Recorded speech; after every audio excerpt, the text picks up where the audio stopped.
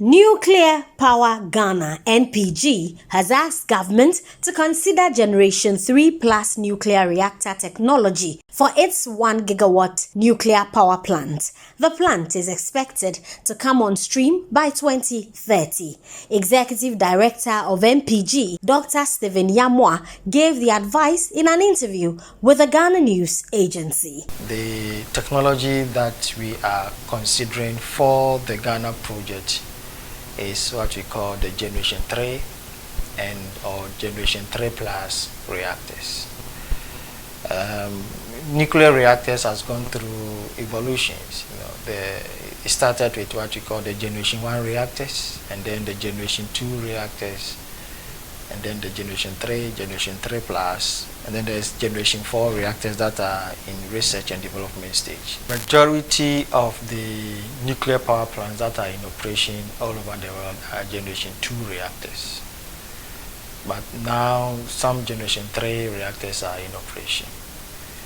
The Generation 3 and the Generation 3 Plus reactors are more safer compared to the Generation 2 reactors, because it has taken into consideration issues and regulatory requirements arising out of the operation of Generation 2 reactors.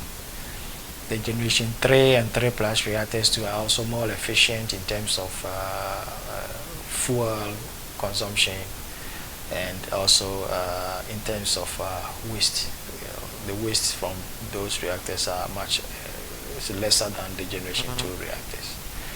So Ghana is considering Generation 3 or Generation 3 Plus reactors, and it could either be a large reactor or an SMR reactor. He added that the evaluation reports of the responses from the Request for Information (RFI), which took into consideration the Ghana situation sites, had been submitted to government for consideration and action under the vendor selection processes. The evaluation was taken through 3 stages. The first stage was to do a preliminary review of the responses to be sure that, or to ascertain that it meets certain basic requirements in terms of whether the vendors have responded to the questions, whether there were omissions, whether they were actually promoting themselves as against, providing responses to the questions and so on and so forth. So that was the first stage. And the second stage, at the end of the first stage, those that qualify were taken through a second stage where we did a detailed review by the responses provided from the vendors. And that also led us to a third stage where we did what we call post-evaluation analysis to consider other considerations that are relevant and prevalent to Ghana. For example, considering issues of language, considering issues of security and other related issues.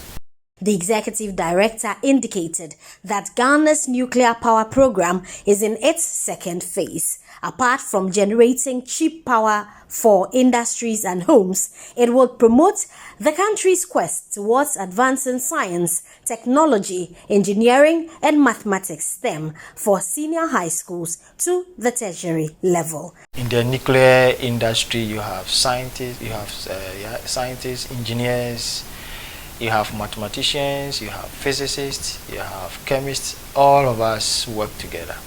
So yes, the nuclear technology provides a platform for Ghana to advance in engineering, mathematics, and the sciences.